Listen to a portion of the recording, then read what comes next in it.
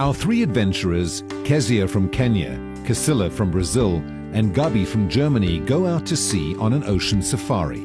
Within minutes, they come across southern right whales and learn more about these majestic creatures. Whales were hunted almost to extinction. Now they have made a comeback. Or have they? The next stop is the Two Oceans Aquarium in Cape Town, South Africa, where our team go down into a large tank with ragged-toothed sharks. These sharks are ambassadors teaching people about the plight of sharks in our oceans. After a few years, these raggies will be released back into the ocean. A small pond has held a secret for centuries. Now, tourists visit the pond to see and feed the eels that live here. These eels will leave the pond at around age 10, travel kilometers over land and through water to get to the sea, where their real journey begins, traveling thousands of kilometers further to the spawning grounds off the northern coast of Madagascar.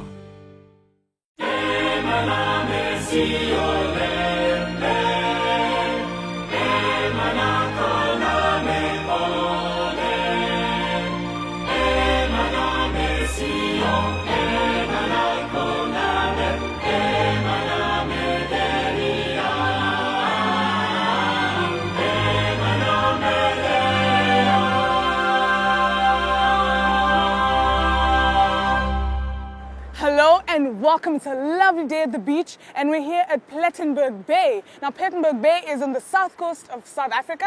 It's about 400 kilometers away from Cape Town, and we're just about to go out into the ocean for some ocean safari adventures.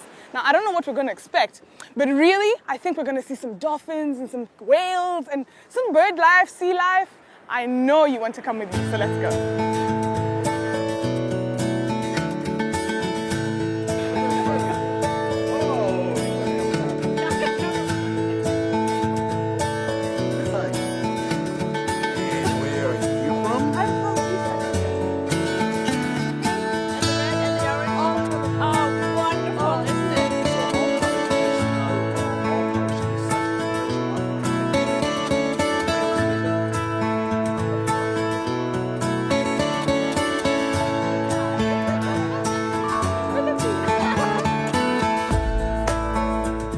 What do you expect we might see? Looking in this season, man, definitely southern right whales. Okay. Let's say about 10 minutes. That's our record. Where we expect to find our first sighting. Yeah. Excellent. That's right. Ocean Blue Adventures offers ocean safaris for tourists. Having a special permit, their boat can approach whales up to 50 meters instead of the usual 300-meter restriction. This allows for up-close and personal encounters. The boat is launched in a very unusual way. A four-wheel drive vehicle pushes the boat off the sandy beach at high speed. There we go. Here we go! Hey, there we go. That is the launch. Yeah. Okay, folks. What we're going to do now, towards the left-hand side is Kierboom area. Towards your right is the Roebuck Peninsula. So if you're going to be running this direction, we'll be actually searching for the southern right whales.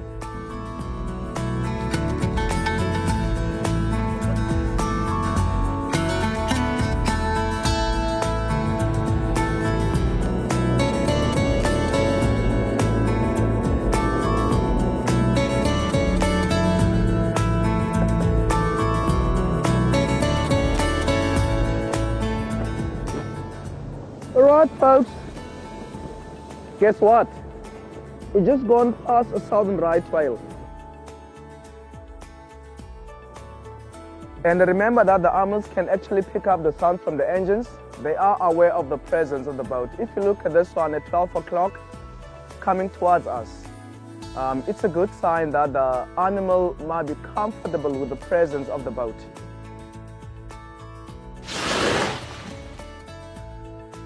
Oh, there we go, look at that. That's now less than 10 meters. Less than 10 meters. Remember that how big these animals can grow. One can be the length of about 16 meters and 60 ton. So they'll weigh 60 ton and the length will be 16 meters. So it's a huge animal, because now if you compare them to elephants, let's say you'll need about 11 elephants for one of this. Right whales were named by the whalers as the right whale to kill on a hunt. When they harpooned these whales, they didn't sink, but floated because of their blubber. At top speed, they can travel only 17 kilometers per hour, so they were very easy to hunt.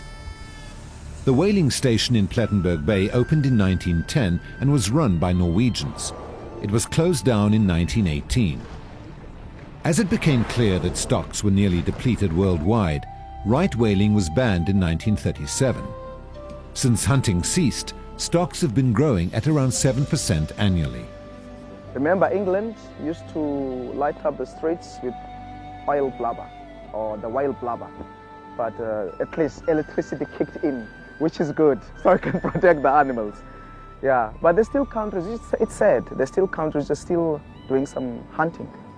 And yeah, it's not nice. No, it's not good. Because these animals are not causing any harm. They're not causing any harm. When a single calf is born, it measures between 5 and 6 meters and weighs 800 kilograms to 1 ton. The calf suckles 500 to 600 liters of milk per day and stays with the mother for up to 3 years. When it comes to calving, remember that the female need what's called a midwife. So the role of this midwife is that when the other female is having already have the calf, is that the calf do not float when it's born, it sinks, because we born the head first, which means goes down. And the role of this midwife is to help this other female to bring the calf up on the surface for its first breath.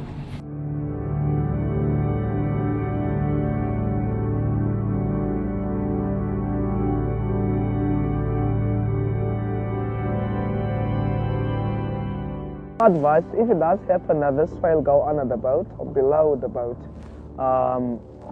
just stay calm. Don't do anything. Except when it pops up on the other side, then you take its pictures. Remember that, as I mentioned, that they are not aggressive. This is not, what do you call it, Moby Dick.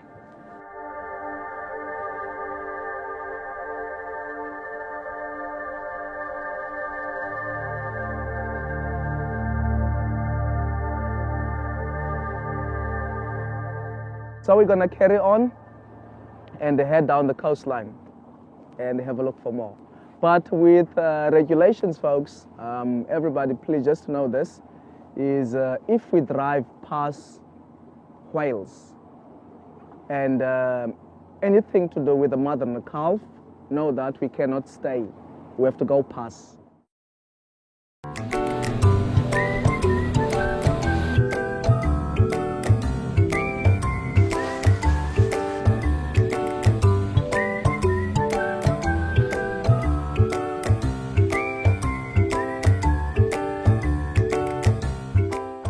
The cows just rolling around all over the place, having fun.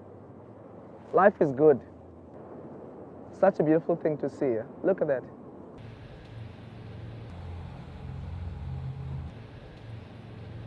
Oh, wow, yeah. Okay, this is how it looks like. Looks like upside down, eh? Yeah. So what we see is like this part. I'll say about 15%, unless if the whale do what's called breaching, jumping out.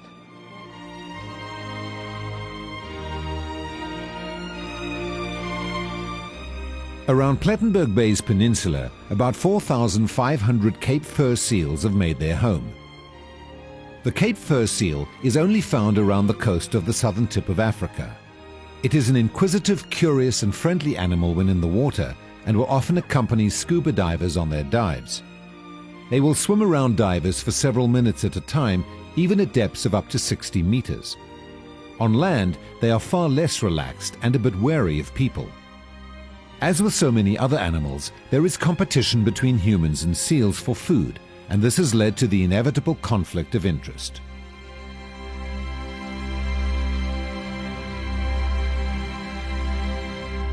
And what our skipper's going to do now, the real truth, is that he's going to actually have to drive this boat on a fast pace back to land. As the boat's going to go off the water, it's going to go sandbank, slide, and come to a quick stop or sudden stop.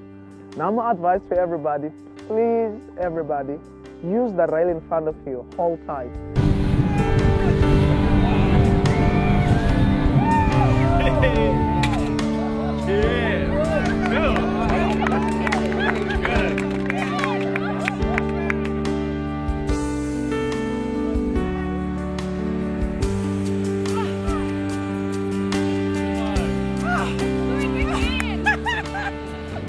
in ihrer natürlichen Umgebung zu beobachten, ist einfach faszinierend. Ob es ein Waljunges ist, den seine Mutter im niedrigen Wasser springen lehrt, oder ob es Seehunde sind, die mit den Wellen auf den Wellen surfen. All das zeigt mir etwas von der Vielfalt und von der Großartigkeit Gottes, der all das erschaffen hat. Und das zu beobachten, ist wirklich spannend. Situated at Cape Town's waterfront, the Two Oceans Aquarium showcases the unique marine life of the Atlantic and Indian Oceans, which lie on either side of the Cape of Good Hope. With more than 3,000 marine creatures on view, there is a lot to see and enjoy. The main 2 million litre tank is an exhibit of species of the warmer east coast of South Africa. Seawater is pumped in from the colder Atlantic Bay, warmed and circulated through the various tanks. 5 large ragged-toothed sharks live in the predator tank together with many other species of fish.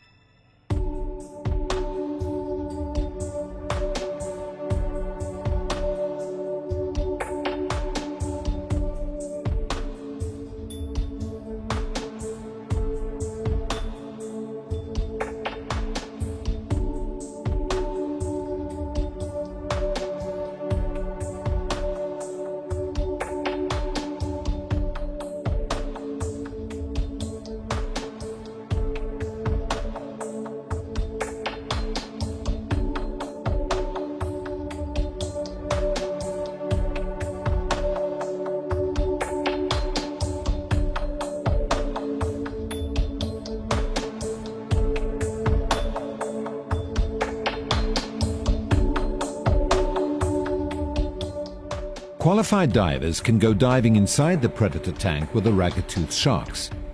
Gabi and Andre decided they would go down and see what they could find.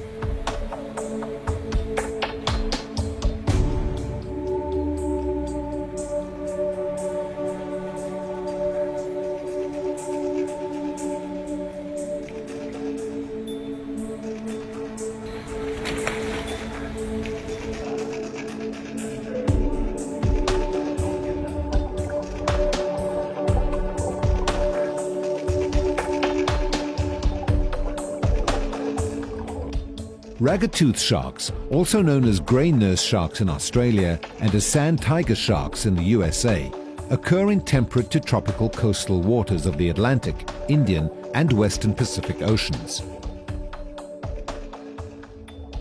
Like all sharks, ragged-toothed sharks have a cartilaginous skeleton. They grow to about 3,2 meters in length and live to about 30 years of age. Sharks' teeth are arranged in rows that continually move slowly forward, like conveyor belts. This ensures a constant supply of sharp new teeth and results in sharks losing and replacing thousands of teeth in a lifetime. Divers in the aquarium like to look for shark teeth on the floor of the tank.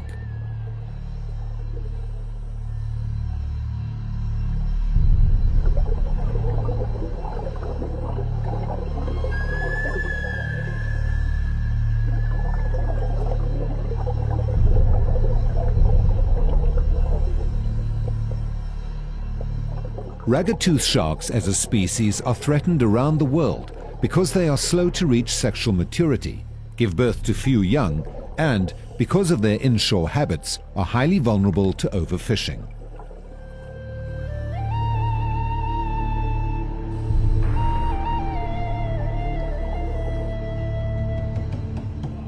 Eagle rays are bottom dwellers which use camouflage, toxic spines, or electric shocks to defend themselves against predators.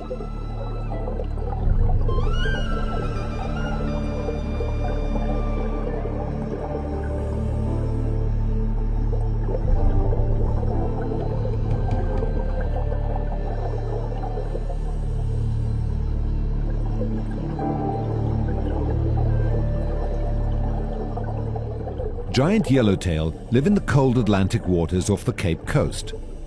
During the annual sardine run, they migrate towards the eastern coast of southern Africa to feast on the sardines. These juvenile ragged-toothed sharks act as ambassadors for their species, as the aquarium only displays them for a short period of time before returning them to the wild. Once they reach a certain size, they will release them further east, at Buffalo's Bay, where other ragged-toothed sharks of similar age are found. Quando eu estava aqui do lado de fora, eu estava imaginando o que a nossa equipe estava olhando embaixo, em vez de nadar e tal. E aí, quando eles vieram para o lado de fora, eu recebi um presente especial do pessoal. O dente do tubarão. Okay, so we're here at Palang Hut. I'm very excited. We're just about to take a look at the freshwater eels. Now, the freshwater eels, about maybe 7 or 8 of them, and maybe 15 years of age. But we are going to go and find all that out, but we have to feed them to get them out. So you want to come with me? Let's go.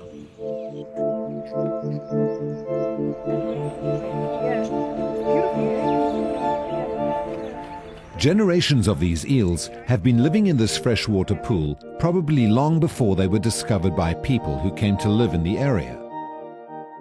These eels belong to the Anquilla genus and are called Anquilla mozambica, or long-finned eels. Guy out? Okay, so here I am. I'm going to try and get this girl out. I know she's down here. So I'm going to put my hand in and see if she'll come in, as if I'm feeding her. So, where are you? Where are you? Come on. There she is. There she is. Come on. Come on. Ah, there you are. She likes to be stroked a little bit and touched. The more gentle, the better for you. She feels a little slimy, but I guess she lives in water. Come, let's give her another one. Come on, another one? Ah, here we go, here we go. There you go.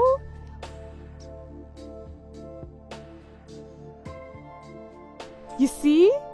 Ah, you can see as I stroke her, she leans into me. I guess she likes being touched. This house at the back is the oldest house in Stilbaai. It was built in 1809 and it was burnt down and rebuilt in 1814. And they built the house here because of the fresh water which they used in the gardens and also in the house. And the children used to play in the water, and they found the eels here. And they also used to play with the eels. And when we opened the bureau in 1992, we started to feed the eels, and it's an income for the Tourism Bureau. There's visitors every day of the year, but during the season, we normally have about like 100, 120 people. They just come to see the feeding of the tame eels. After feeding in fresh water for around 10 to 20 years, the eels are ready to start their long journey to the ocean to breed. Their external features undergo dramatic changes. The eyes start to enlarge in size. The eye pigments change for optimal vision in dim blue clear ocean light. And the sides of their bodies turn silvery to create a counter-shading pattern to make them difficult to see by predators during their long open ocean migration.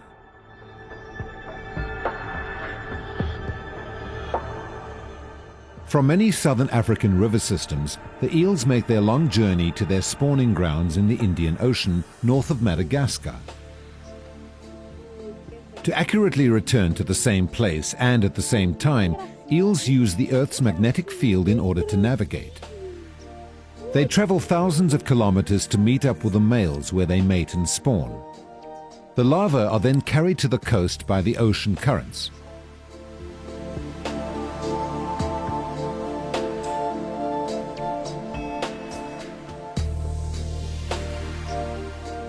The young eels, known as elvers, swim up the rivers mainly at night to reach freshwater ponds and dams where they will live most of their lives until the cycle begins again.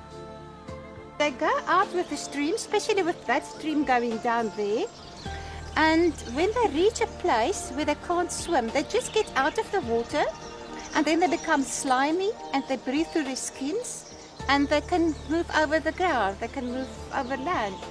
And when they reach a place where they can't swim again, they just get back into the water and they go down to the river and down to the sea.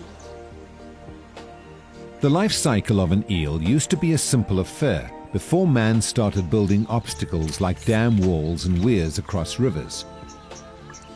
Amazingly, the elvers managed to overcome most obstacles on their journey, but in some cases these man-made obstacles do prevent the natural migration of eels. In many parts of the world, eel populations have been reducing rapidly recently. The destruction of freshwater wetlands, over-exploitation, and the construction of dams and weirs have all led to this decrease. They like it when you touch them. Can you see the blue eyes? Come. Beautiful blue eyes. Come. Come.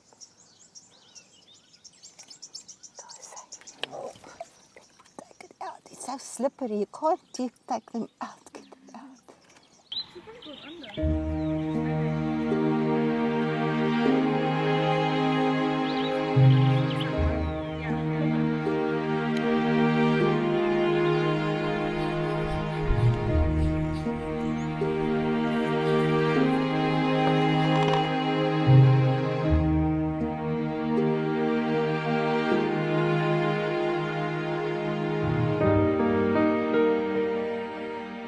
It was a humbling experience being in a tank with such large sharks. I commend the well-run aquariums around the world that help educate people about our oceans and how we can save them.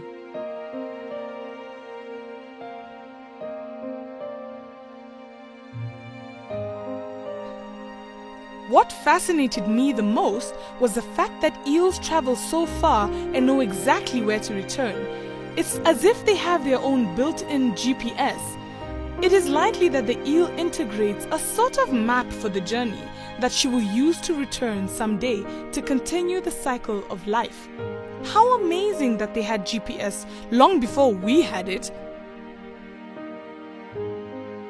When I see the huge whales, I cannot help but marvel at God's creation. He created tiny microscopic creatures as well as these majestic whales that travel almost across the globe in our precious oceans and return each year to Cove and for us to see them. Thank you for joining us on Animal Encounters. As we have experienced and encountered these wonderful creatures, may it bring you closer to an encounter with their wonderful Creator. Until next week, God bless.